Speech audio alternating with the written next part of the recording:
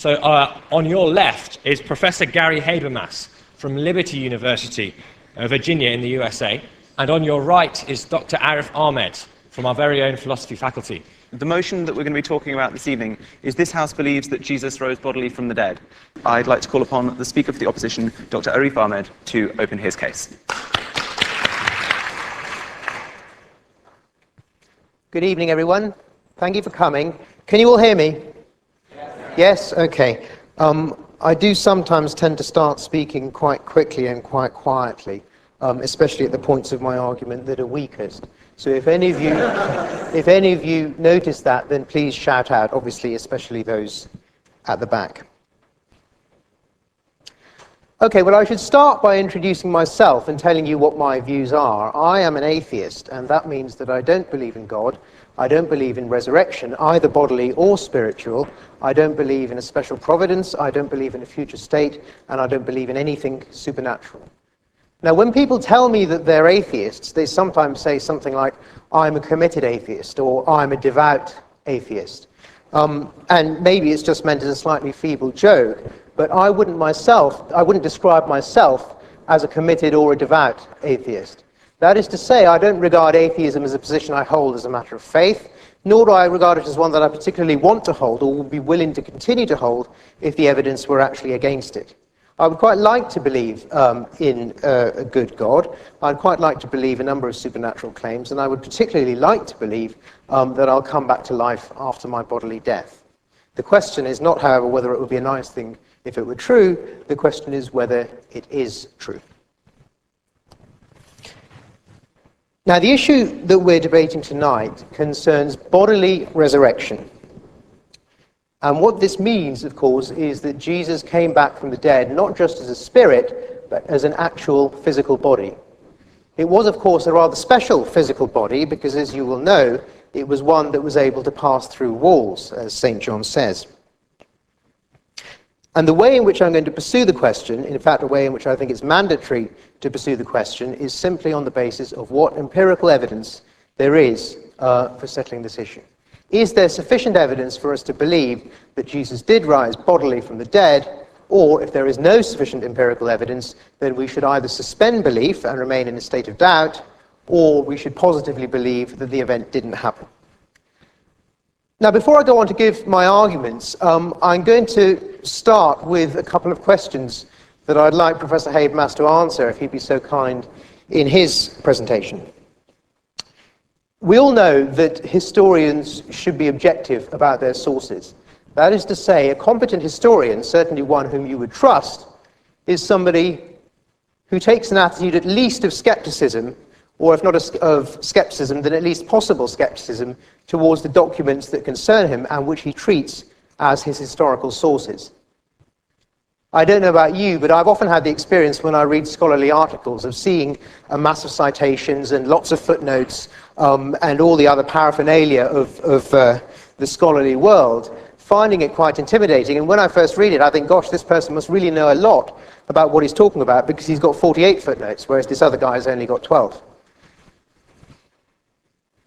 A similar thing, of course, can happen in spoken debates. So, for instance, somebody might give a talk in which he cites a large number of scholars. He might say 85% of scholars believe this, or the majority of scholarly opinion is this, or I've looked at all the scholarly works on this topic, and they all say such and such. Now, in a case like that, obviously we can't check the claim that's being made. We're not in a position, because we don't have the text in front of us, and even if we did, we wouldn't have the time to check whether the claim that he makes is true. Therefore, we have to take it on trust. And that's why it's so important that a historian needs to be skeptical and objective. If he isn't, there are reasons for doubting what he says, and there are reasons for wondering whether we should indeed take on trust what he's asking us to take on trust. Perhaps the most spectacular example of this is a historian whose name most of you will know. Well, I call him a historian. The person I have in mind is David Irving.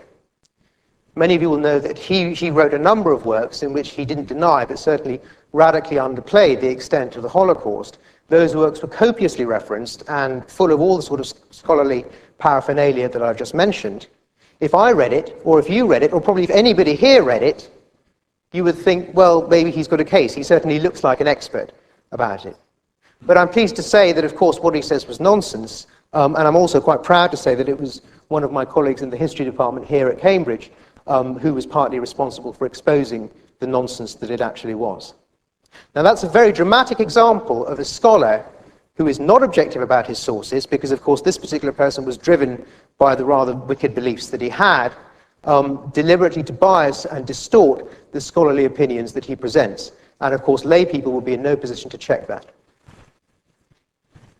So now this gives rise to a couple of very simple questions for Gary. I'm sure he'll be able to answer them, and if he answers them in the way that I expect him to be able to, then this stumbling block is one that we can pass over very quickly. One question is whether he believes the Bible, the original Bible, is inerrant in all respects. If he thinks that everything in the Bible has to be true, I mean, for instance, the seven-day creation, the age of man extending to 1,000 years, the parting of the Red Sea, the statement in Mark that people who believe in Jesus will be able to drink poison without harm. If he believes all of those things and he doesn't doubt any of them, then we have to start wondering just how objective a historical scholar he really is. Now, of course, I'm sure that he is an objective historical scholar. I'm sure he does have some skepticism about some of the historical claims in the Bible, and I'd be grateful if he could tell us just one or two of those claims over which he has these doubts. I'm sure he'll be able to, and I'm not going to go back to the issue if he does. The last thing I'll say on this point is that you might say exactly the same about me. That is to say, you might say, well, look, here's this atheist, isn't he rather arrogant, coming along with all of these claims, and he's got his own atheistic worldview, and he's presenting it. How do we know he isn't going to be biased and distort the evidence? Well, the answer is, the arguments that I'm going to present, at least tonight, are ones that you can all check straight away. They're not based on the consensus of historical opinion, of scholarly opinion, and I only cite, at least in the arguments I'm giving now, I only cite a scholarly article once, and that's one you can very easily check.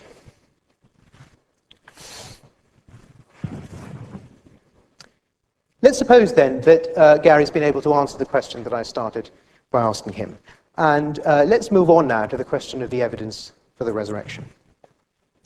Now, I'm not going to be concerned particularly, at least not at this stage, with minute analysis of the historical data. I'm going to allow quite wide latitude for what historical data we admit. In fact, I'm going to admit quite a lot. I'm going to suppose, though in fact this isn't true, that we have a great deal of contemporary written testimony about the resurrection. I'm going to suppose, though this isn't true, that the testimony was written by people who were entirely unbiased, all of them, who were skeptical and highly educated, and I'm going to assume that we've got no other reasons for doubting what they say, other than the content of what they say. I claim that even then, we don't have a case for the resurrection that is worth a second look. Now, the first argument for this, I'm going to give three arguments for this claim. The first argument for this claim is the one that's listed as the first argument on your handout.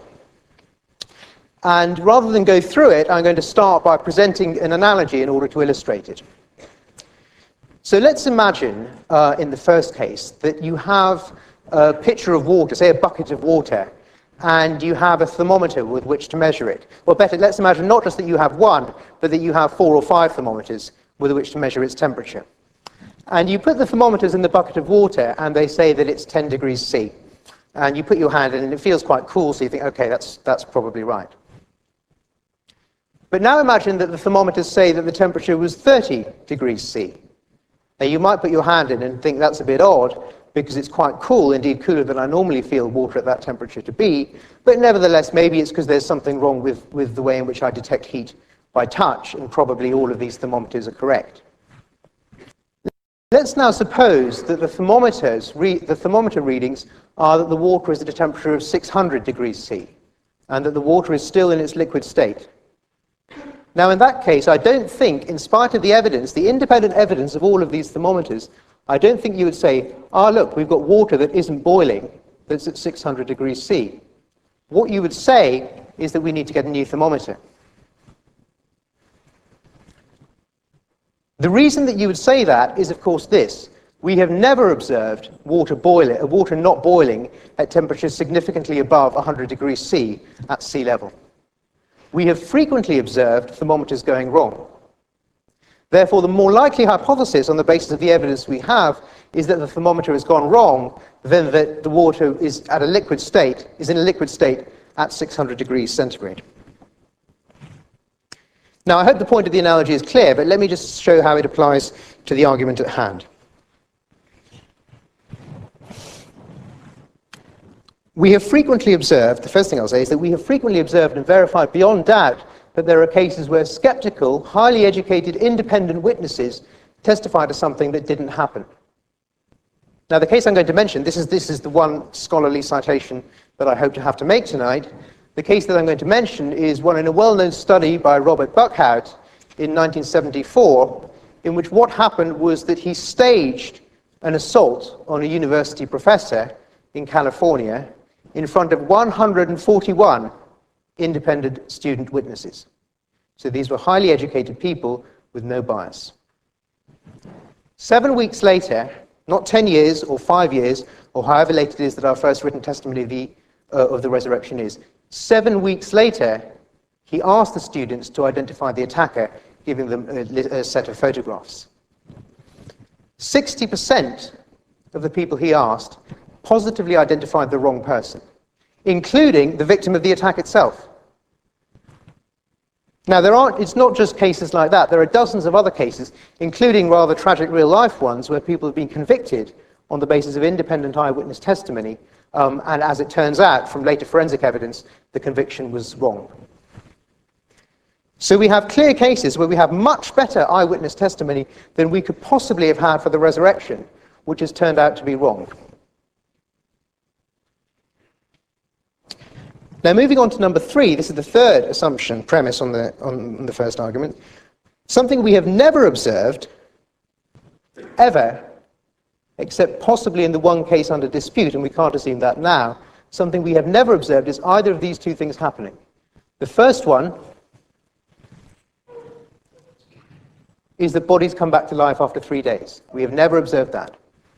The second one is that solid bodies pass through solid rock. Certainly solid bodies the size of human beings have never been observed to pass through solid rock. These are things we have never, ever observed. It is therefore reasonable to suppose that it is more likely that in this case, the case of the resurrection, where the witness testimony is worse than in the Buckhout case I described earlier, it is more likely that the witnesses got it wrong than that the resurrection actually occurred. Now, the argument is the form of 3 premises and a conclusion. So 1, 2, and 3 are the premises, and 4 follows from them. If 4 is false, then 1 of 1, 2, and 3 must be false. So my next question for Gary is which one of those premises, 1, 2, and 3, he denies, and why?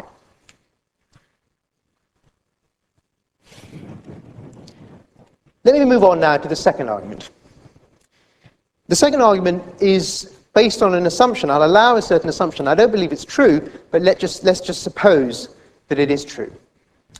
Let's suppose that we've ruled out conclusively all the possible naturalistic explanations, that is, ones not involving supernatural intervention, all the possible naturalistic explanations for the evidence that we do have for the resurrection. Now, there are a variety of such explanations. There's the theory that Jesus didn't really die when he was taken down from the cross. There's the theory that his body was stolen. There's the theory that there was a mass hallucination. There's the theory that they just all made it up. There are quite a few theories, but let's just suppose that we've conclusively refuted all of them. Many people say, for instance, nowadays, many people say that the theory, what's called the swoon theory, that is the theory that he didn't die on the cross, that theory is nonsense, because it can be conclusively proved that somebody, or it's incredibly unlikely that somebody who was crucified in the manner that the Romans did it would have survived it. Indeed, there may be only one case. There's one case I think Josephus mentions, but there's no other known case where somebody survives crucifixion. I do find it slightly surprising that the very people who are so insistent that you can't survive that a body can't survive crucifixion then happily go on to say that a body can survive death, but be that as it may. We'll move on to the argument.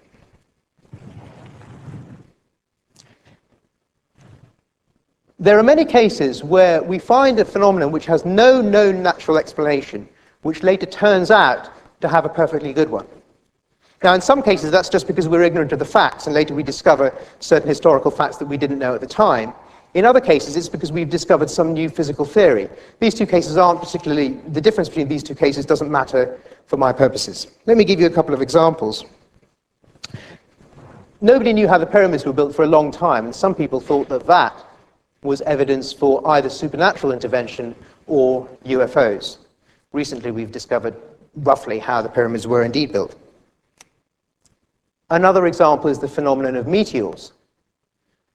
So rational and enlightenment person as Thomas Jefferson once said that he would sooner believe that the professors who testified to the existence of meteors, he would sooner believe that they were lying than that stones should fly from the sky. And many other people believe that it was a miraculous or supernatural event. We now know, of course, that there's a perfectly good natural explanation for meteor strikes, and although really noticeable ones are rare, nevertheless we can understand why they happen. Another example is lightning. Until Benjamin Franklin, many people thought that lightning was, again, some sort of supernatural phenomenon, but now we know it's simply a form of electricity. Now let's think in particular about the case of hallucination. I'm not advocating the hallucination theory, I'm simply using it for illustrative purposes. There's plenty of things that we don't know about how the human mind works. Indeed, it's almost certain that the amount that we don't know about how the human brain and the human mind work far outweighs the amount that we do know, or that we even have an inkling of. Isn't it therefore reasonable to suppose that, hallucination might be an example, that there is some unknown natural explanation for the evidence that we have for the resurrection, rather than that there is a supernatural one? In all other cases where all known natural explanations have been ruled out, we've discovered that there was a then unknown natural explanation. That is, therefore, evidence on the basis of experience that this is what's happened in this case. Indeed, many Christians believe that God has made a very complex but very beautiful universe, and that it's for us to discover its laws, though they be hidden from us. And somebody might adopt that attitude, and indeed take also an attitude of what I think is the appropriate humility, and suspend belief about the resurrection, because he could say, well, there may be a natural explanation for the evidence being the testimony of people like Paul.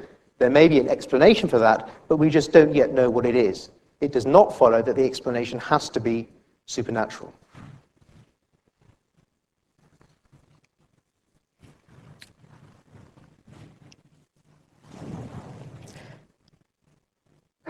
Let me move on now to my third argument. I'm now going to suppose the second argument admitted, though I don't think it's true, that all known explanations for the resurrection, or for the testimony for the resurrection, have been conclusively ruled out.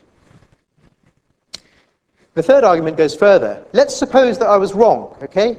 Let's suppose that not only is there no known natural explanation for the evidence that we have, namely the testimony that we have from St. Paul and others, there's no known natural explanation for that, and in fact, let's suppose there's no explanation at all that can be given by science. So let's suppose we've proved conclusively, I don't know how on earth we could do it, but let's suppose that we've proved conclusively that not only science in its present state, but science in any possible future state could not explain the data that we have for postulating Jesus' bodily resurrection. Even then, I think we don't have grounds for believing that it took place.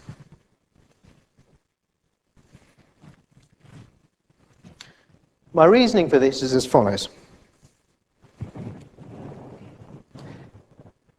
If we're allowed, in postulating hypotheses that would explain what the disciples say they saw, or what Paul says the disciples say they saw, and if we're allowed in explaining that to suspend certain regularities that we've observed all the time, for instance, the regularity that solid bodies don't pass through rock, if we're allowed to suspend such laws as that, who's to say which ones we can suspend, and who's to say which ones we can't?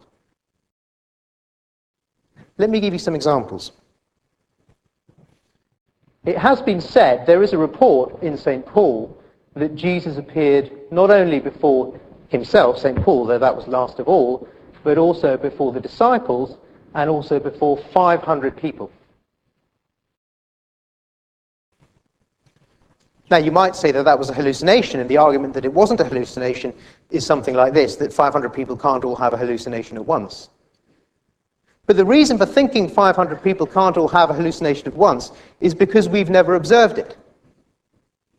So given the evidence that we have to drop, we have to drop one of two general statements that we've observed. One of them is that bodies don't come back to life and solid objects don't pass through rock. The second one, which we could also drop, is that people don't have collective hallucinations. One of these two is false, okay, if we're allowed to assume some supernatural explanation. Let's suppose one of these two might be false, but who's to say which one we're to drop? Maybe there was a supernatural hallucination. So Jesus didn't really come back bodily from the dead. All of these people merely hallucinated that he did. I'm not saying it's likely, not at all. All I'm saying is that we've got no better reason to doubt that hypothesis than we have to doubt the hypothesis that he actually arose bodily from the dead. Both hypotheses go against everything we've experienced, so if we're willing to drop, beliefs about everything we've experienced, it seems to be either one could be dropped. So you've got no better reason to believe in bodily resurrection than in supernatural hallucination. That means I've got 1 minute left, so I'll just conclude this argument. Exactly the same point could apply to one of thousands of supernatural explanations.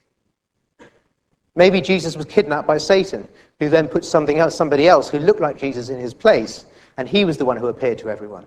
That explains the evidence. That's a supernatural explanation. Why is that not to be preferred to the other supernatural explanations we've got? My point is that once you're in the game of dropping statements that we've seen to be confirmed by experience every day, for instance, that solid objects don't pass through rock, you can drop any one that you like. Just in my last 20 seconds, I'll just say one other thing. It seems to me that in all probability, most Christians who believe in the resurrection do not believe in it because of the empirical evidence. It seems to me that most of them believe in it through faith. I'm not going to say anything against that view today, because as I said at the outset, that's not what I'm going to be looking at, nor I believe what Gary is going to be looking at. But if you do believe that, then perhaps, if that's Professor Habermas's opinion, then perhaps he should come out and say it. Thank you very much.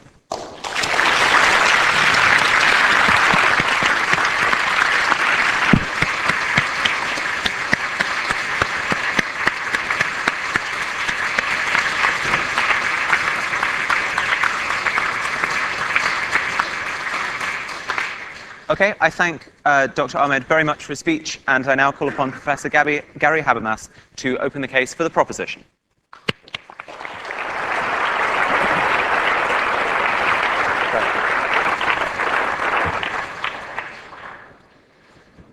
Thank you. Thank you, Professor Ahmed, and for all who are involved in staging this dialogue or debate tonight. I appreciate the opportunity to be here. Let me first say a few things that I'm not saying, which will sort of provide some parameters for my case tonight. Then I will respond briefly to Dr. Ahmed's questions. And then lastly, I will try to at least begin a case for the resurrection of Jesus. Some things I'm not saying tonight. Number one, I'm not saying faith alone or faith at all determines what facts I believe in. I want to discuss data.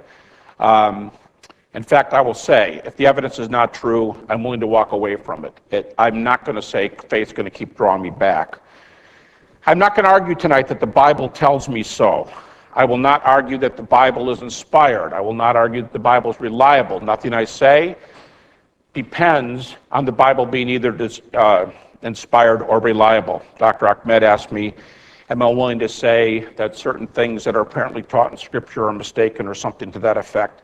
And sure, I have questions about all sorts of things. 7-day creation, Genesis, I think that's one of the examples he gave. Yes, I have issues with that. If it turns out not to be true, that's not even my position. So I don't have any problems with that whatsoever. There's a universal flood by Noah. I mean, we can pick different things. But not only do I not have a problem, or am I willing to admit issues, because I am, but secondly, nothing I say tonight will depend on inspiration or reliability. In other words, I'm going to make a case based on the vast majority of critical scholars and the vast majority of very critical scholars, which I would define as skeptics, agnostics, or atheists. Thirdly, I will not argue that something is true because scholars say it's true. More about this in a moment. Yes, he made some comments about long endnotes and I do that a lot. I have some very long endnotes with a lot of sources. But I don't think something's true just because scholars say so. As a matter of fact, here's my general point. If this is a predominant view among scholars, conservative, moderate, and liberal, and even atheist, then probably there are some reasons why they share this view. So I will talk both about scholarly consensus and real reasons for that consensus. Fourthly, I do not say, although I will start with scholarly consensus, I don't say everybody agrees with my conclusions, obviously. I am not going to argue tonight. I suppose we could be pushed there or moved there in the discussion period or maybe in the Q&A, but it's not part of my argument to argue that the resurrection is a miracle tonight, at least not by David Hume's definition. I'm going to argue that a man named Jesus of Nazareth died and that a man named Jesus of Nazareth appeared bodily. I'm not answering or addressing the cause, or did God reach down in history, or did Satan reach down in history, or any of those possibilities. So I'm just asking, was Jesus seen bodily after he was raised? And I think that's consistent with the proposition. I'll come back and say a little bit more about my method in a moment. Now, Dr. Ahmed has 3 arguments on his sheet, and I'd like to address the first 2. We can separate these 2 out, but I would like to make some general sorts of conclusions about, we could take this from a number of different viewpoints. David Hume's critical work, his essay on miracles, what scholars today call antecedent probability. But I would just make a few conclusions up front. What is possible or impossible in history depends a lot on one's presuppositions. For example, we're not discussing tonight, and ought not, but I mean, we're not discussing tonight whether there's a God in the universe. But I am making the point that whether or not there is a God has a tremendous bearing on whether or not resurrections. If some of his first 2 cases in particular, or maybe all 3 arguments, say something like, it doesn't seem to me like resurrections can happen like this, I would say, all right, let's just say there are no natural resurrections in this world. But if there's a God, I'm just talking here about probabilities, not trying to address theism. But to answer his question, let's just say for a moment there's a God, something like the traditional God, just even on a, let's say, for example, basis. And let's say there is a God with roughly traditional attributes. For God to raise somebody from the dead would perhaps, arguably, take no more work than to say, rise, or appear in the case of creation. I mean, that's possible. If your point is, we don't see these things happen in the natural world, maybe they don't come from the natural world. Now, I'm not arguing that today. I'm just addressing one of his conclusions. He says at the very end, 3rd argument, what about the possibility of an hallucination? His very last statement on the sheet. Therefore, a supernatural resurrection is no more likely than a supernatural hallucination. Well, first of all, if he's going to assume, he's not saying this, but if he wants to allow a supernatural hallucination, if he wants to say Satan produces, we're talking about a realm that I suppose he's going to be a little bit uneasy with if he's an atheist and there's no supernatural world. But if all this is something like this, let's say the objection goes this way. What do you think about 500 people seeing Jesus, to use his example? What do you think about 500 people seeing Jesus? You say, well, I don't think that could be a miracle, which, again, I'm not going into miracle, but you could say, well, I don't think that happens today. You could say, well, on his behalf, you could say, well, you know what? Miracles don't happen either. Resurrections don't happen either. Why not a one-time group hallucination?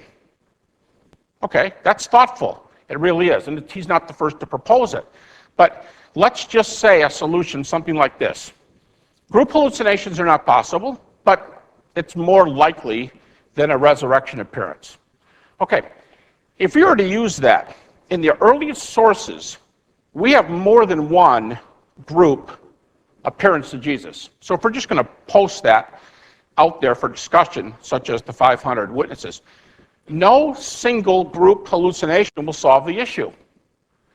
We have several groups, even in the earliest list in 1 Corinthians 15. So what you end up with is something like this. If you want to use a natural event like a group hallucination to explain the resurrection, you have to do something like group hallucination, one not the only one in history. You have to have group hallucination, group hallucination, group hallucination, group hallucination. Now I want to know which is more likely. Group hallucination, one-time event, which the only one happens here, we need 4 of them, or a resurrection appearance. I'm just saying Things like that upset the apple cart, upset the balance of probabilities. I mentioned one earlier.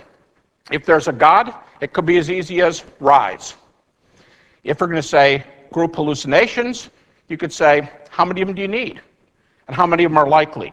There's some other issues with this sort of compounding of three arguments of Professor Ahmed's. For example, we often hear, well, you need really good evidence, and not all evidence is good. And here's some problems with eyewitness evidence. It is still true in historiography, almost non-existent in ancient historiography, but it's still true that we need early eyewitness data whenever possible. Our law courts in this country, across the ocean, US, we're based on that. Could somebody be lying? Yes. Could eyewitness testimony be wrong? Yes. Can we produce examples why eyewitness or early testimony are wrong? Yes. If it's that bad, why do we use it? And why is it considered empirical, at least in an historical sense? It's good data generally considered, and sometimes, often, it's the best data we have. So when you get to the New Testament, for example, it would be interesting if we had early eyewitness data. But good evidence does not mean, you have to have good evidence, does not mean, I need good evidence, I need good evidence, I need good evidence, and then you say, you know what? I don't think any evidence would convince me. Just like the question he asked me about the Bible, I would ask him, how much evidence would it take you to believe a resurrection if, for example, there were to be a God? And I want to emphasize this. This is not about theism tonight. I'm just saying it changes the probability structure considerably. In fact, a philosopher by the name of Owen, who champions this sort of approach, the antecedent probability, he says at the end of his article, if one puts God into the process, it totally upsets the apple cart. He said, I accept that critique, even though he's taken this response. Here's another one. George Mavrodis, and I'm still just referring to his three arguments. George Mavrodis, in a critique of David Hume and his argument, and arguments like it, in the International Journal for Philosophy and Religion, Mavrodis says the problem with these sorts of arguments goes something like this. David Hume says all of evidence is against the miracle. And Mavrodis says, well, what would that look like if you have a small group and no evidence means you and your buddies at the pub or something like that? Well, you might have a case where nobody's reporting miracles. But that kind of an evidential eyewitness sort of summary is not going to be enough to say, survey says, or all the evidence says, or this is a representative sample. But, says Mavrodis, the minute you start extending your sample, the minute you start saying, well, let's try to get a representative enough number to do some statistics here, you will have some miracle reports. Now, he might say, well, yeah, but let's dig in and check those things up. And I agree with him. I agree with him. Let's get in there and check them up. But some of these things, I think, and I don't think, again, not arguing miracles, I'm going to argue another class here in a moment. I think some of these are going to make the grade. A non-miraculous event that points to something beyond this world that I think violates his own beliefs that he said at the beginning. For example, if you say, well, and I think his three objections go in this direction. If you say, well, all things being considered, I'm going to choose something from the natural world. All things being considered, I'm not going to go with the resurrection appearance. Fine. How about something like near-death experiences? For example, I have here, just happen to have this.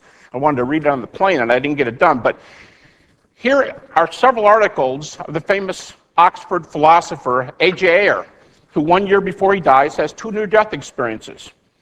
He's an atheist. He says, I think these really happened. He said, I presented veridical evidence for this. And you know, I'm more open to the afterlife. And I know a fellow who knew A.J. Ayer right before his death. He said he was really open to afterlife just before he died.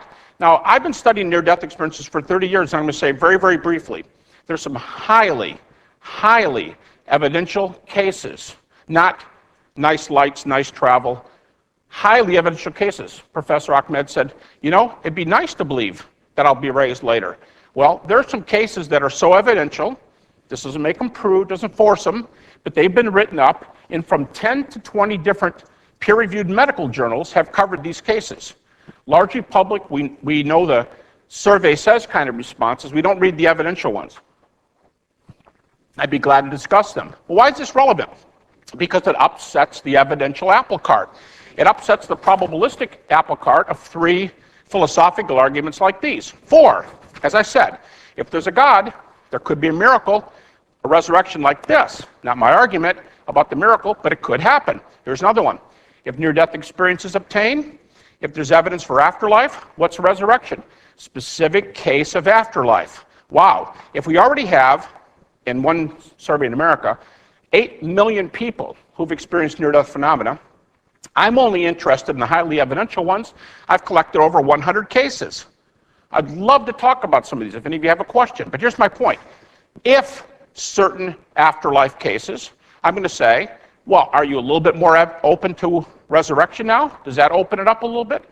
So these sorts of considerations move the evidence. And I would say if you heard some good evidential cases, you might say, now I'm really open, a little bit more open to what happened to Jesus. Okay, just some things to put on the table to answer his questions, his first lead question, then his 3 cases, 4 total. Let me say some things about the resurrection of Jesus. And I've only got a few minutes, so I'm going to make this real fast. I'm going to talk about what the majority of scholars say. They frequently do not even address the issue of whether resurrection is a miracle, just of the data itself. Has the man Jesus died on the cross, and was he seen later, and if so, in what form? We could talk about different natural theories. Dr. Ahmed is right. We could discuss one if you want. Today, you will find almost no scholarly dissension on the fact that Jesus died due to crucifixion. John Dominic Crossan, co-founder of the Jesus Seminar, a skeptic, does not believe in the resurrection. Marcus Borg, co-founders of the Jesus Seminar, both say that Jesus' death by crucifixion is as well attested as any event in the ancient world. Okay, now was he seen afterwards? What's this based on? Many Christians will sort of punt to the Gospels. I think we can do that, but I'm not going to go there. Tonight I'm going to take a more unanimously contested case by contemporary critics, and it goes something like this. The case is that the Apostle Paul is the earliest witness we have. Michael Martin, an American atheist philosopher who wrote a case against Christianity, says the only eyewitness we have for a resurrection is Paul himself. Now, I think we have more than that, but I'm saying that's how respectfully Paul's testimony is taken. I don't know anybody who will dispute the claim, any of the following sentences. I shouldn't say anybody. The vast majority of critical scholarship, New Testament scholarship, and I'm in the 95 to 100 range here, and I've counted. We can talk more about that later if you want. Here's some statements. The earliest disciples had experiences, real experiences, that they thought were appearances of the risen Jesus. Conceded. I just published an article, 2 of them, peer-reviewed journals, not conservative journals, saying this is granted by almost everybody. Published. I'm just saying it met peer review. Second, Paul had an experience that he believed to be appearances of risen Jesus. Yes. James, the brother of Jesus, widely believed to be a skeptic of his own brother, had an experience that he believed to be an appearance of the risen Jesus. 2 skeptics in this group now, Paul and James. When do we date these? And I remind you, in terms of historiography, we're looking for early eyewitnesses. The disciples may or may not, on my case so far, have written some Gospels. But those Gospels are only 40 to 60 years after the cross, and some people are going to say, that's far too far to make a difference in history. I'd say study ancient history. The earliest biography we have of Alexander is about 400 years after his death. Our main accounts for Julius Caesar are about a century and a half after his death. The Gospels at 40 to 60 are looking pretty good. You might say, well, yeah, but that's religious propaganda. Please ask the question during the Q&A. Be glad to talk to you. Back to Paul. Paul writes 1 Corinthians 15, conservative, liberal, virtually no difference, 55 AD. It's only 20 years after the cross. Most critics, I'm going to give you their conclusion. I'm going to cut right to this. Most critics believe that Paul received this material from Jerusalem from the apostles and eyewitnesses, Peter and James, the brother of Jesus. Peter denies his Lord. James is an unbeliever. Almost all New Testament scholars believe, until he meets the risen Jesus. He meets them, they discuss the gospel, and Paul learns what they're believing. Of course, Paul was a recipient of an appearance much earlier. Now, this is only 5 years after the event. Now, he might say, well, look, 5 years is not 2 weeks, and 2 weeks even, we even have a lot of errors after 2 weeks for early eyewitnesses. We do. But there's a reason it's the best evidence we produce today, generally, in courts of law. It's empirical evidence by the secondary historical standard. All right, so Paul gets this at +5 from them. But if Paul received this material just 5 years after the cross, they had it before he did. And that's earlier. When do critics date this? Critics believe that this material comes from 30 AD, or whatever year you want to pick for the death of Jesus. It comes from that year. How do you know this? This is surely very conservative, right? No. First of all, the material is formalized into a creed. It takes a while to pass things on like that. Garrett Ludeman, an atheist New Testament scholar, says the latest this formalization of the data could be is 3 years after the cross. The Jesus Seminar in America, who reject 80 to 90% of the red letter words of Jesus in those translations of the Bible with the red letters, they say it's 2 years after the cross. And just recently, 3 major British scholars, Larry Hurtado, Edinburgh University, Richard Bauckham, he was here today and he lives in Cambridge, but showed up today for a lecture at Tyndale House. He's a great example, just retired from St. Andrews University. James D.G. Dunn is influential as anybody in recent historical Jesus scholarship. And these 3 put the report at 30 AD. Now you can say whatever you want to about comparing this to 2008, but I'm going to tell you something. This makes a grade that is unbelievable in the ancient world. There's nothing like it. In fact, liberal German historian Hans von Kampenhausen said, 1 Corinthians 15:3 and following meets all the prerequisites that we could possibly have of an ancient text. Now that's way back in the 60s he made that comment. But just recently, a book published by your own Cambridge University Press, What Can We Know About Jesus, by Howard Clarke, an American theologian who, the only time I've met him, he was arguing for the agnostic position in the New Testament. This is an agnostic position. He begins his book by saying the data for the resurrection of Jesus in 1 Corinthians 9:1 and 1 Corinthians 15:3 and following, where a list of Jesus' appearances is produced. Howard Clarke begins his book by saying this could be tested in a normal court of law. He said, so good is this evidence that we could put it on trial today and get a positive verdict. Cambridge University Press, What Can We Know About Jesus? I'll bring this to a close. I don't think that the 3 arguments on this sheet are going to help us to rule out the resurrection. Now, what will they help us to do? These philosophical concerns of Dr. Ahmed's are good. They are, because they help us caution evidence, but they cannot rule evidence out. And different things change evidence. If there's a God, the whole system changes. If near-death experience is obtained, the whole system changes.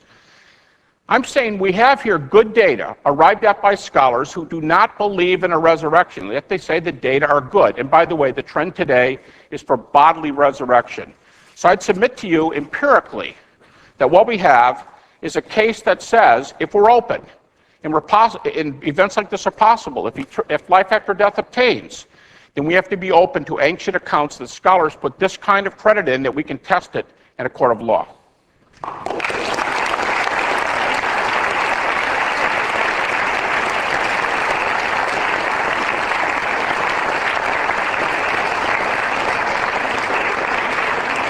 I thank both speakers very much for their speeches, and now we move into a period of informal discussion between the two.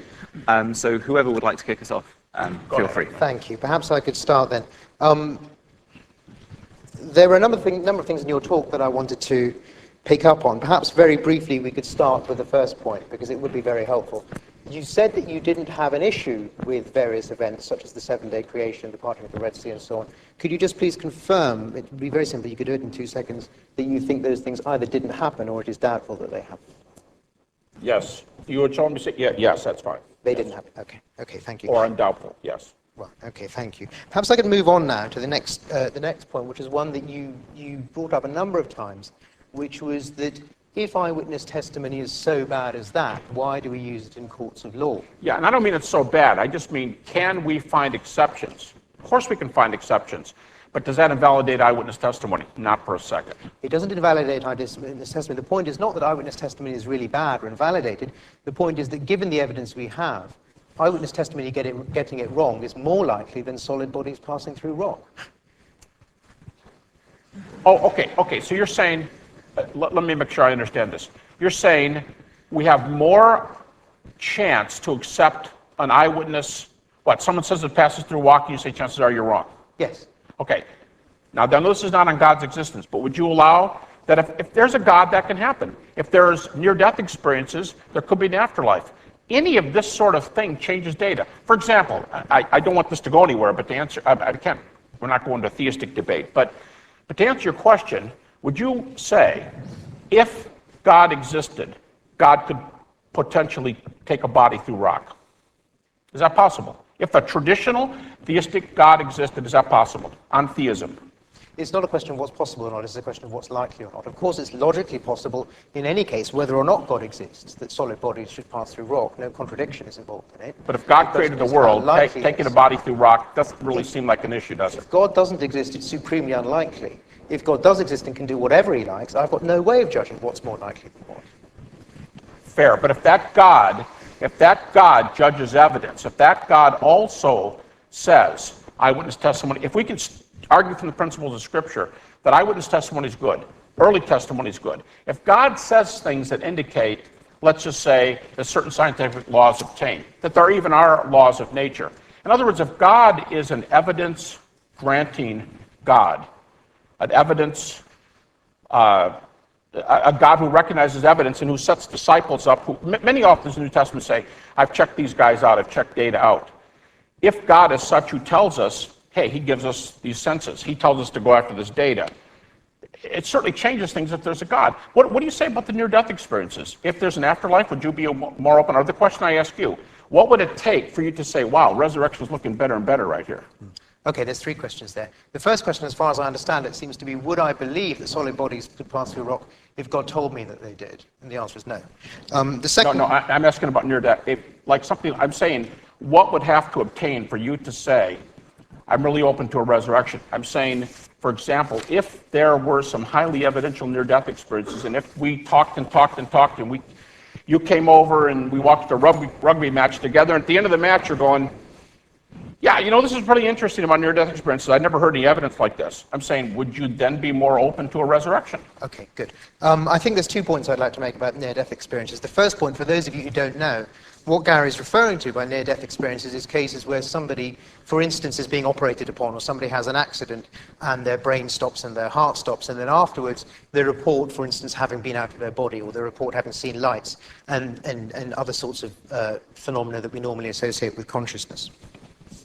Now, there's 2 things I'd like to say about that. The first thing is that even if there were near-death experiences, that seems to me entirely irrelevant to the question of bodily resurrection.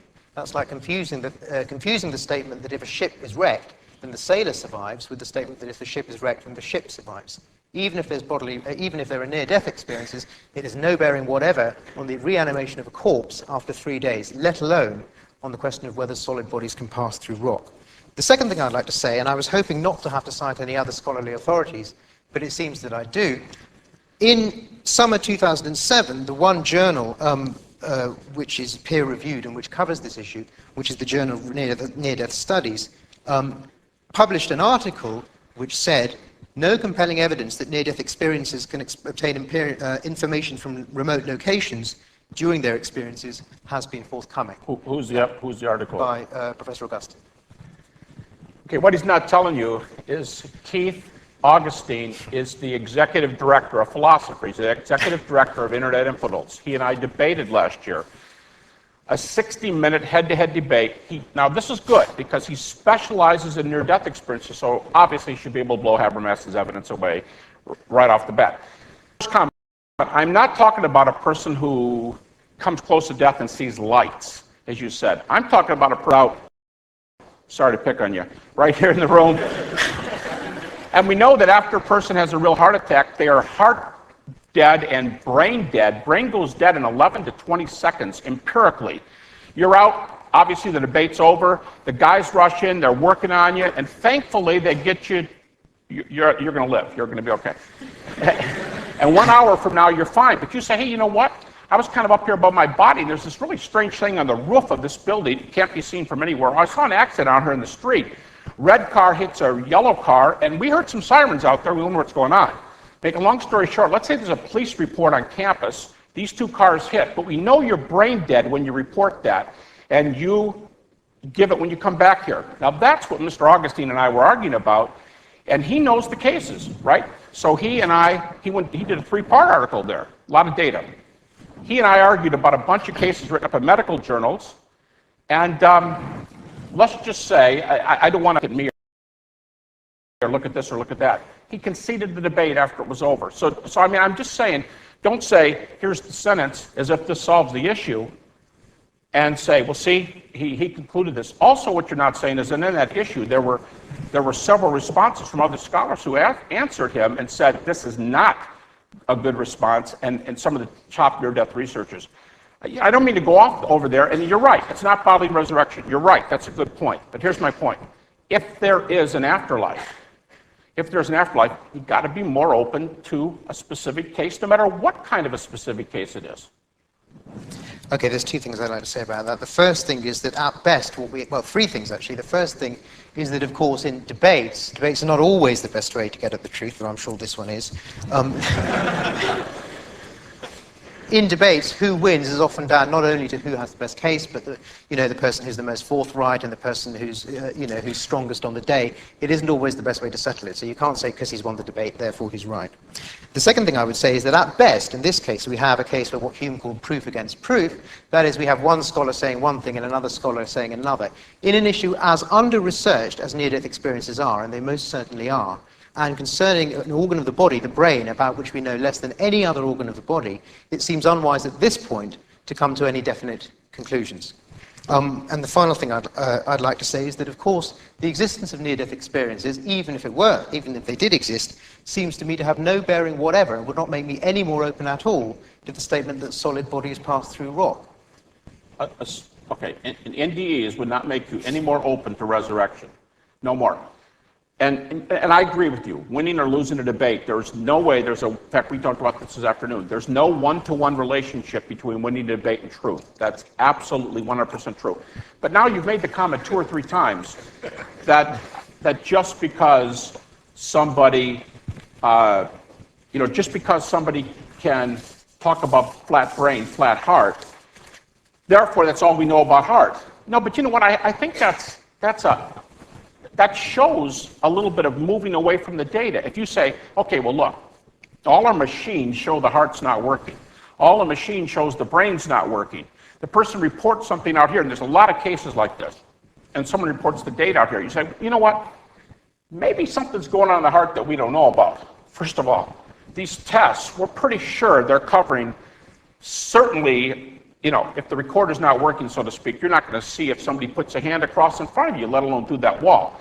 And you could be sitting here in this room and not die, you're still alive, and you're still not going to be able to see an car out there. So I don't think we're helping ourselves to say, well, maybe that's not all there is. Okay, let's say there's some subliminal brain activity that doesn't involve seeing, because we know it doesn't, but the person's correct.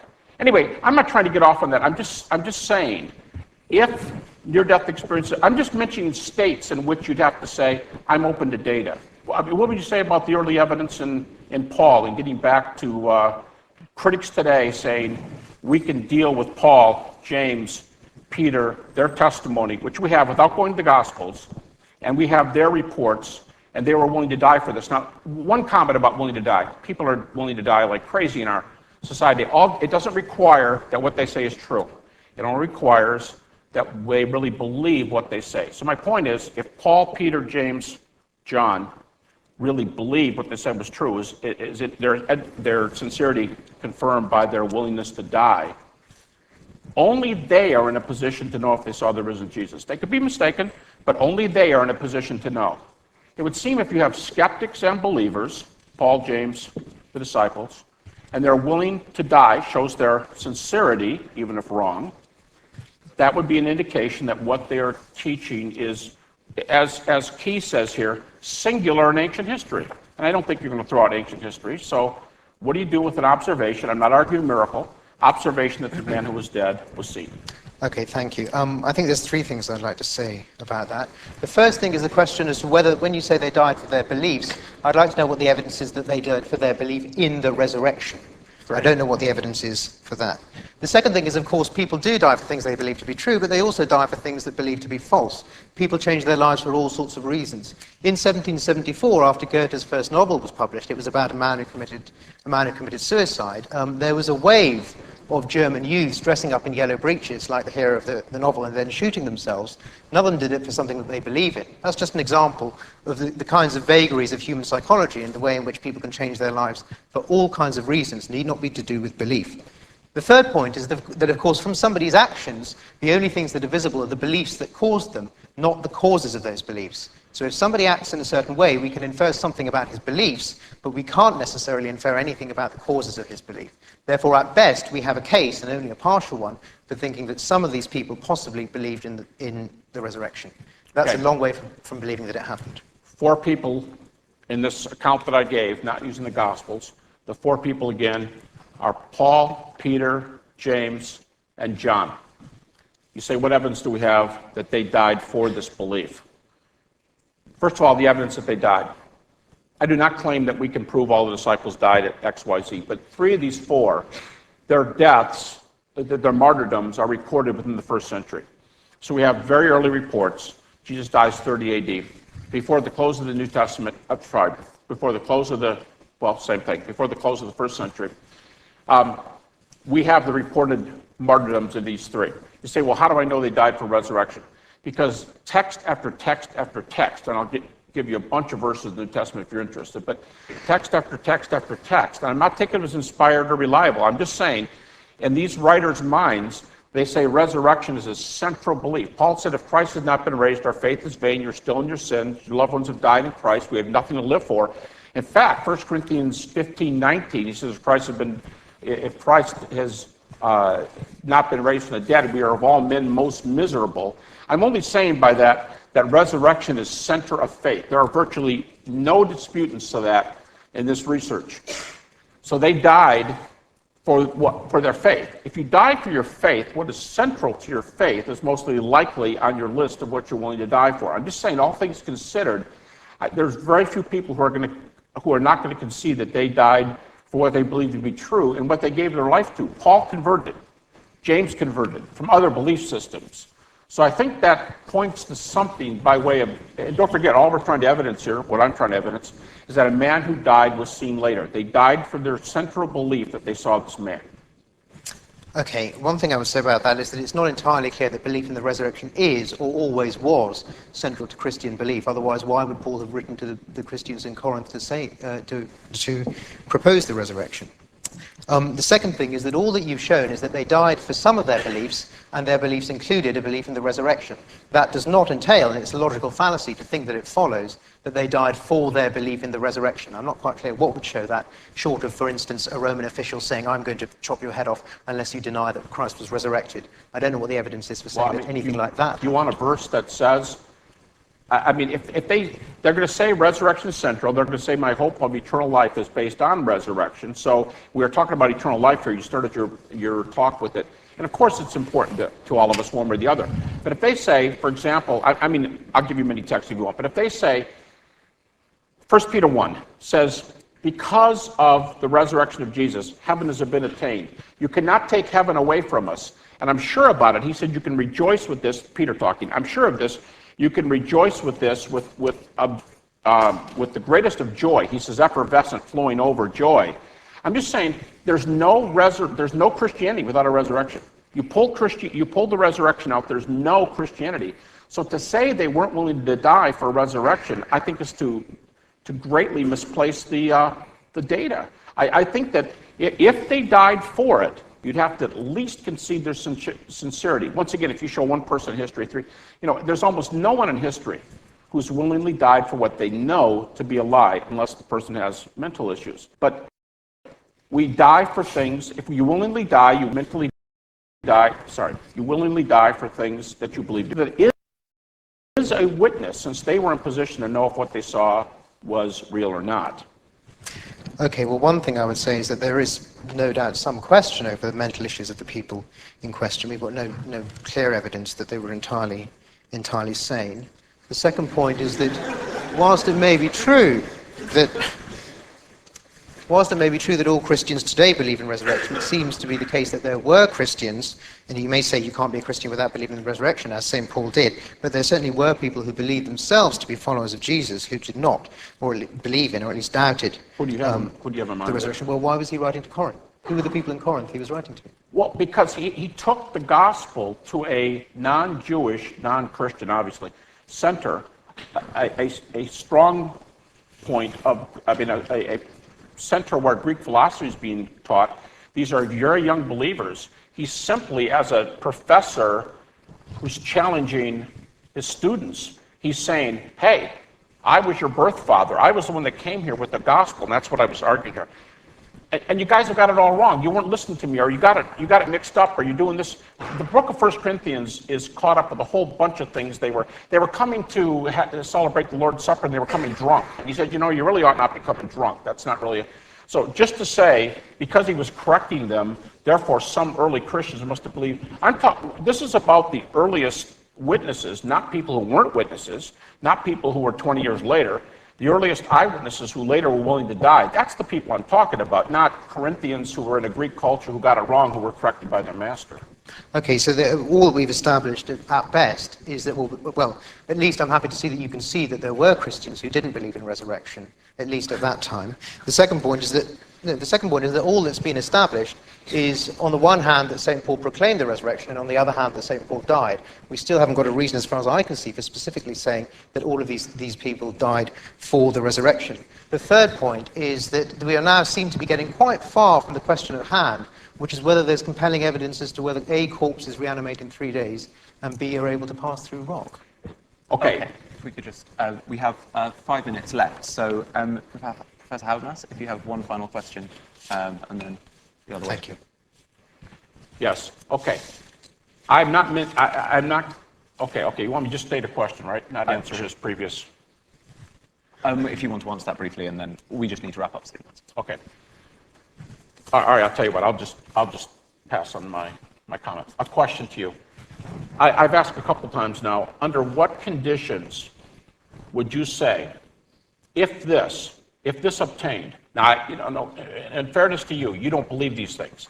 But if this happened, I'd be more open to resurrection. If this happened, I'd be more open to resurrection. If this happened, I'd be more open to resurrection. For example, good data in the New Testament. For example, if your death experience is obtained. For example, I'm an atheist, but if there were a God, I could see passing through a rock as. What would it take for you to say, wow, I'm not there, but if I were, I'd be a little more open to considering this? I suppose what it would take for me is the same as the sort of thing that it would have taken for Hume to believe in a miracle. I didn't actually use the word miracle until now. Certainly played no role in my argument. No, that's okay. But Hume, in his essay, did consider a case which would believe. And he imagined the case of 8 days of darkness over the earth. And he said that he would believe that it had actually happened if scholars from all countries, of all levels of education, or at least of very high levels of education, who were skeptical, who had nothing to gain from proclaiming that particular message, all uttered it, and perhaps also if there was some natural evidence that it had occurred. Now, evidence as strong as that might be something like what would get me to believe that a dead body can reanimate after 3 days. The kind of thing you would want would be something like, today it would have to be something that was done in a very prestigious laboratory with video cameras filming it all the time, dozens of people who had no interest in, nothing to gain from the result being one way or the other, making sworn testimonies. That would be the kind of thing that you would want. Okay. Concerning resurrection, I don't mean darkness, I mean resurrection. Concerning bodily reanimation, something like that might be evidence, yeah. Okay, and Dr. Ahmed, if you want one final question, Professor Ahmed. Yes, thanks very much. I'd like actually to take the opportunity to respond to a point that Gary made that I haven't yet had the chance to discuss, which is that he mentioned Hume, and in that context he mentioned Mavrodes' objection to Hume. The objection, as far as I could understand it, seemed to be that Hume assumes, my argument isn't Hume's, by the way, or if it is, that resemblance is only accidental, though obviously it bears some resemblance to Hume's. The argument against Hume was that Hume assumes that we have uniform testimony against miracles, but of course that assumption begs the question, because you could only know that we have uniform testimony against miracles if you know that all testimony in favor of miracles is false. Now, I nowhere assumed that. I nowhere assumed that we have uniform testimony in favour against miracles. All I assumed was that we have extensive evidence against physical bodies passing through rock and corpses coming back to life in 3 days. I don't think anybody would doubt that. It seems to me, therefore, that it's not entirely clear what's wrong with the first argument. Perhaps Gary could just wrap up by telling me the first argument, the second argument, and the third argument. If the premises are true, the conclusion is also true in all three cases. So perhaps Gary could just summarize, it would be a useful way to summarize his position if he could tell us which of the premises in those three arguments he denies. Yes, let me comment about Hume directly. And yes, I will just say, I'm not accusing you of having used Hume, but Hume is behind a lot of this contemporary antecedent probability, so I started there and I made some comments.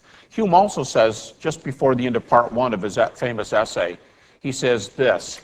He says, it would be a miracle if a dead man should rise from the dead, for it has never been observed at any time. And he has no explanation, he goes right on. I think one of the things that I'm concerned about with those kind of observations is and I'm not saying you're doing this at all, seriously, but a priori objections that say, well, look, I need some good evidence. Oh, there's some things here. Well, sorry, I'm not going to admit it no matter what. And I don't say he's saying that. I'm just saying that's the same thing that comes out of this essay from Hume. Nothing amounts because there's a uniform case. Now, as far as what I would do in each case on these arguments of Dr. Ahmed's, the three arguments, I would just say, what I was trying to say over here when I first started was that different things obtained to change the argument. For example, I specifically responded to your third argument. That one I took by itself. I specifically responded to hallucinations. And somebody could say, well, group hallucinations. I'm not sure if you folks got my point. Sometimes it's very hard to explain. Sometimes natural to say, well, there are no such things as group hallucinations.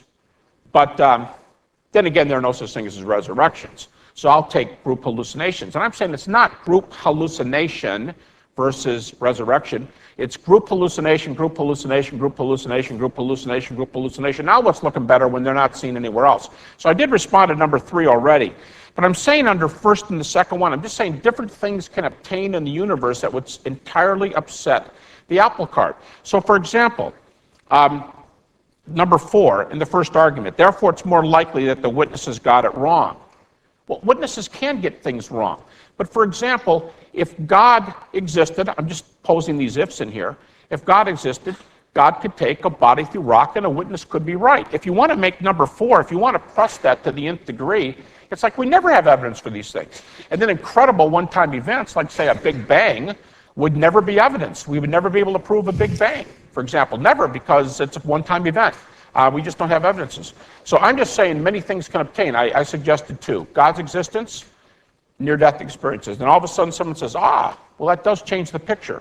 So I do think these can be trumped, and I specifically responded to that last one, and then I gave the other points to the first 2. Okay, well, I thank both of our speakers very much, and pausing only to try and get my head around the concept of an eyewitness testimony for the Big Bang, we now open it up to you of the floor to have your say. So first of all, we'd like a question for the proposition, that's to say for Professor Habermas, someone who would like to ask him a question. The gentleman in the blue shirt? There's a microphone coming your way, sir. You haven't actually told us for the first, second, well, in particular, first and second arguments, specifically which of the 4 points you are rejecting. Could you give us a number, please, for each of them? Okay, I mean, for example, in the first argument, okay, third down there, this gives reason for me to prefer one hypothesis over and to give me weight. The evidence gives no reason to prefer resurrection or any other supernatural explanation. Therefore, we could go with another one. I'm saying, to go to number 3, I'm saying if you have a case of groups who say, I've seen something, and you say, as in number 3, therefore, we could have a case of hallucination. I'm saying it does not follow. It does not follow that just to say hallucination, one hallucination is not going to do it. So now if you want to say hallucination, I'm saying overall it's going to break down with empirical, if you come back against this with empirical evidence. That's the point I was getting in on number 3. Maybe I'm not being clear. I don't know. Okay, and you're right to reply. Thanks very much. I couldn't discern an answer to the question in that response. The question being, in the first argument, which of the first three sentences does he deny? In the second argument, which of the first three sentences does he deny? And in the third argument, which of the first two sentences does he deny? But I do think that Gary implicitly denied premise 2 of the third argument on the grounds that group hallucination or multiple hallucination, even if it was supernatural, is less likely than a single resurrection. That's what I took to be his argument. And that would be an argument against premise 2. Let me just defend premise 2 in these words. If we're allowing supernatural events, so for instance, God can produce a resurrection or God can produce a hallucination, it seems to me that if he can click his fingers to produce a supernatural resurrection, he can also click his fingers to produce 5 hallucinations, or 505 if you wanted, or 513, whatever the number was. So it seems to me there's no reason to think that if you are allowing supernatural explanations, there's no reason whatever to think that multiple hallucinations, or multiple supernatural hallucinations, are any less plausible or easier to produce than a single resurrection. Okay. Do we have a question for the opposition? The gentleman next to the gentleman in the blue shirt. I'm just trying to understand your argument. Would you say that because you're an atheist, that makes you more skeptical of resurrection? Or would you say that you, in the beginning, you don't believe in resurrection, and because that's the essence of Christianity, that makes you an atheist? What's your starting point? I think, yes, there's a sensible question. So the question, for those of you who didn't hear it, the question was, do I deny resurrection because I'm an atheist, or I'm an atheist because I deny resurrection? Well, I'm an atheist because I don't think there's any reason whatever, I can't see any good arguments for believing in God, and for the same reason I don't believe resurrection. So I guess I would probably take the second option. That is, I'm an atheist in part because I see no good evidence for the resurrection. True reply? Well, I can't reply on his autobiography, but I would think, and we chatted today, and I have no reason to, I'm serious, I have no reason to question anything he's saying by way of his autobiographical comments. But just in general, sometimes people say they're open to things, they're not really. They say produce evidence. When you produce evidence, they say, and you can always say more evidence, more evidence, more evidence. Real briefly on the third argument, second premise, I was not arguing for supernatural hallucinations. Now, if you want to introduce that into it, God can give supernatural hallucinations 513 or whatever. Yes, he can. Of course, if God gave a supernatural hallucination, I guess we'd have a God. So I guess we'd have an issue here. But all I was saying was it could be that one appearance is more likely than several natural group hallucinations. We don't know them. Other than that, I want you folks to know this guy is a nice fella. I really would like to be over here and we could talk and push each other and 24/7. I don't question him personally. Okay. If anyone has a question in abstention, that's to say for neither side in particular, I don't know who we get to answer it, but if anyone does. A man over there has. I'm intrigued. I guess, this is supporting really one side of the issue, but it's also disagreeing with both of the speakers slightly. So, in that, I think there's a slight mischaracterization of what the issue is in the passage from Corinthians, about whether the Corinthians believed in the resurrection, because I think Dr. Ahmed suggested that they didn't, and Professor Habermas, I think, conceded that when he kneed himself.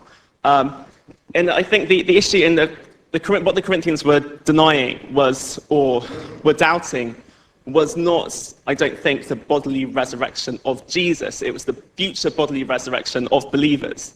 And so Paul is arguing, he lays out, this is what I proclaimed, that Christ died, he rose from the dead, and then he gives all this list of witnesses. And he's saying, on the basis of this, it's therefore inconsistent that you are denying the idea of bodily resurrection, which is because of their Greek kind of philosophical beliefs in kind of the immortality of the soul rather than bodily resurrection. So I think, yes, this passage is talking about the resurrection, but I think Paul he's arguing from their belief in the resurrection of Jesus as a way of saying, therefore, you should get the rest of your kind of belief system in line with that in a way which is consistent with that. Okay, we'll give you a minute each in this case. Thanks very much. I don't have too much to say in response to that clarification, but I'm most grateful for it. I thought, Gary will correct me on this, I thought he said if Jesus wasn't raised, then your belief in my preaching is in vain. Is that right? That's Paul. Yes, he did say that in 1 Corinthians. Yeah, but I'm not sure. Jesus isn't raised. Pardon me? He did if say that. Jesus has not been raised, and then in verse 19 he says, if he's not been raised, we are of all men most miserable. So everything depends. That's a centrality claim. Okay, so that seems to be evidence that at least part of his intention was to make them, was to convince them to believe that Jesus was raised. That was on what I based my conjecture. Yeah, but I think he's raising a really good point here. And now on his behalf, want me to argue for him for a minute? He could just go on and say, but supposedly some Christians could have different options about this. But I do, on resurrection. But I do want to say this. In the Corinthian account, if that was his objection, if that's what you're after, if his objection is you have some early believers in Corinth who deny the resurrection, if that was it, that definitely is a good point. They didn't deny resurrection. In fact, there's some different agreement. I mean, we don't know what they were saying because we don't have their side. But it seems that they were trying to say Jesus has been raised, but he's perhaps been raised in a little more Platonic, less bodily sense. But he's definitely been raised. Yeah, I don't think anybody thinks the Corinthians didn't believe in resurrection. So if that's the point, you'd have to look pretty hard to find cases of Christians in the first 20 years who didn't believe in resurrection. I think that's critical. Okay. We're getting on in terms of time now, so questions could be kept brief. Anyone for the proposition? A gentleman towards the back there. Yeah, my question is, when we look at the history of the resurrection 2,000 years ago, certainly this is something that's been removed from our time today to look at observably in a laboratory or in a scientific investigation. So my question would be, how is it possible that if 2,000 years ago, if Jesus Christ did not rise again in bodily form, how can we explain that the resurrection could have even been carried on throughout history when you consider the fact that this should have been the easiest event to disprove in the history of the world, because Saul of Tarsus was taught by Gamaliel and he converted. You have all of the Roman leaders, when we talk about Pontius Pilate, the governor of Judea, when we talk about Herod Antipas, when we talk about these different people, and the fact that Christianity spread from Jerusalem to Judea, Samaria, and the uttermost parts of the earth. This should have been the easiest event to disprove because all they would have had to do was bring out the body. So how do we explain the fact that Christianity could survive and that so many lives have been changed to this point by the power of Jesus Christ because he's risen again from the dead? And I would like to ask how that could be proven. Okay, I believe that was in fact a question to the opposition. Just an inkling. In which case we'll let Dr. Ahmed answer this one and then go for another one really for proposition. Thank you very much. I think there's 3 points I'd like to make in response to that question. The first point is that because a religion has many adherents and spreads quickly, there's no reason for thinking its premises are true. Indeed, that's most unlikely because there are many religions. Islam spread even quicker than Christianity, and there are many religions who have almost as many adherents as Christianity today and have spread just as quickly, and of course you presumably would hold their tenets to be false. The second point is that after 3 days in Judea, I'd have thought a body would have decomposed so much as to be unrecognizable, and therefore it's not entirely clear to me how the Romans would have, even if they'd wanted to, how they would have managed to disprove the resurrection. The third point is that we do have some evidence that religions continue to exist and their believers continue to cling on to their faith even after the premises of the religion have been disproved. There are still, for instance, branch Dravidians around, the followers of David Koresh, and the Mormons didn't all stop believing when the world didn't end in 1914. So thank you. Okay. To reply? By the way, I'm not bothered. I like this. I have 3 responses. See, because I've made 3 responses, I just don't number them. But that's great. I think that's super. Okay. A few responses here. He says, at least 2. He says, the body decomposed, I don't think we would recognize it. Totally misses the point. Today, empty tomb is the position of the vast majority of New Testament scholars. I recently took 23 arguments for the empty tomb from the critical side. And he says, well, look, come on. Your own book says 40 days before the first preaching, wouldn't the body have decomposed? Let me tell you something. Here, this is not the Christian message. In that tomb, it's decomposed. You won't be able to tell who it is. Therefore, we're going to say Jesus has been raised from the dead. The proclamation is the tomb is empty. Here's the point. Watch carefully. If there's any body in the tomb, Christians die. I'm sorry, Christian claims lose. Christians might die too. So if you have a corpse there and there's holes in the wrists and the feet, you can't make the face out because I just mean any body would upset the claim. And he said no evidence that any disciples might have recanted David Koresh. We don't have one lick of evidence that a disciple recanted. I'd say produce a first century source and I'll entertain it. There aren't any. Okay. Can we have now a genuine 100% question for the proposition? Gentleman towards the back. Hi, I'd like to start off on a lighter note by asking Dr. Ahmed if 3 is his lucky number or something. And moving along. Now, for the proposition, you've spent the entire evening and you haven't answered any of the questions he's tried to put before you. Let's be honest about it. And I think I know why. Essentially, Dr. Ahmed here, he starts off with a collection of rather simple assumptions, and he tries to make deductions from. And that's not how you like to think. You like to sort of limit yourself to a collection of end products, and then you try to think which one of these you sort of prefer the most. And this really leads to the amount of philosophical prejudice that you show when you keep on. I mean, his point at the end is that with this huge family of supernatural explanations, you can't seem to consider anything apart from your one special magical wizard man, God. And you're just really missing the point here. I think the question is, why is it given the... why is it given... Sorry if I'm rambling a bit. Given the fact that... The question is, do you disagree with his approach to thinking about the matter? Okay, that's the question.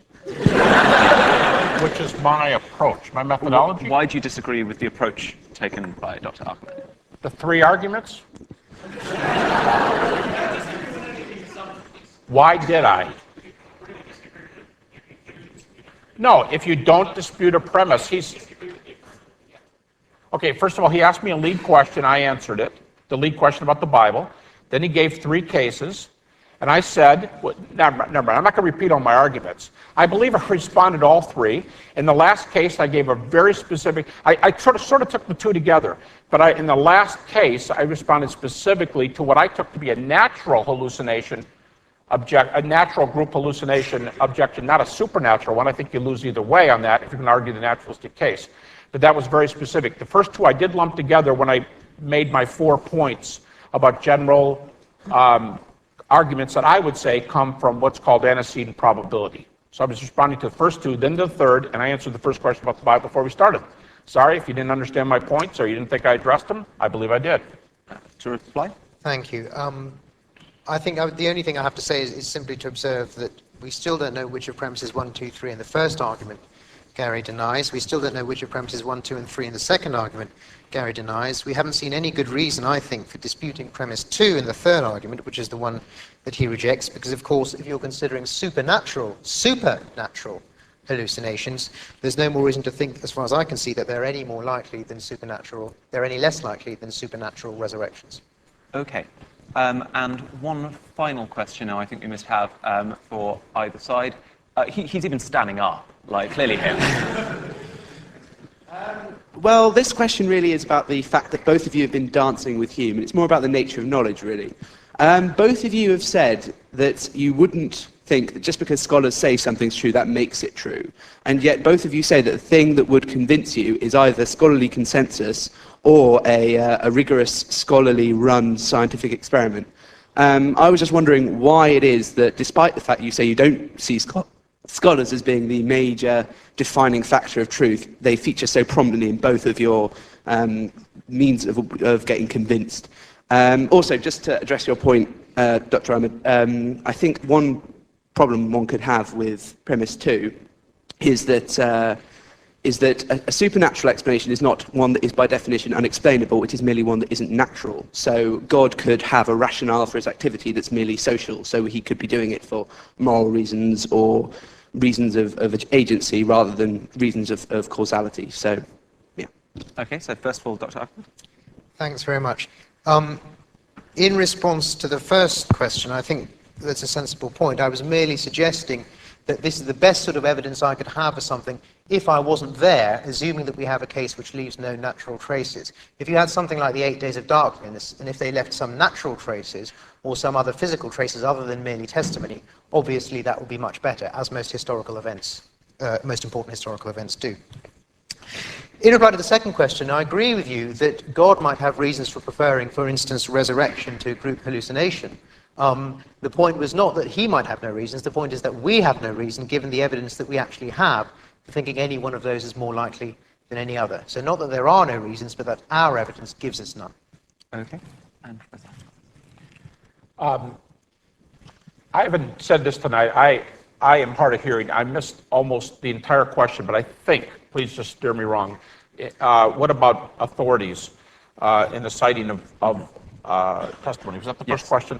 Okay. Yes, and as I said in my very, very first statement, I think my third point, was that I think it's very, very important for us to know where authorities start and begin on certain facts, not because a scholarly lay of the land determines the issue, but because if virtually all scholars agree to certain points, left, right, center, and far left, or whatever, however you characterize these, if there's a scholarly lay of the land, it's a fair starting point because there are usually reasons for that scholarly lay of the land. The reasons are more important than the scholarly agreement. Absolutely. I don't know if the second one was for me. I don't know the part about hallucination. But either way, I think you're going to be in trouble. I do think it's more likely that you could argue that God has more reasons to do one than the other. I do not think the natural group hallucination hypothesis is going to work. For those of you who've been waiting for this, I will dispute the first argument, premise 3. Second argument, premise 3. Third argument, premise 2. I thought I made it plain and may not have. I think the resurrection data upset those points. That was my whole point.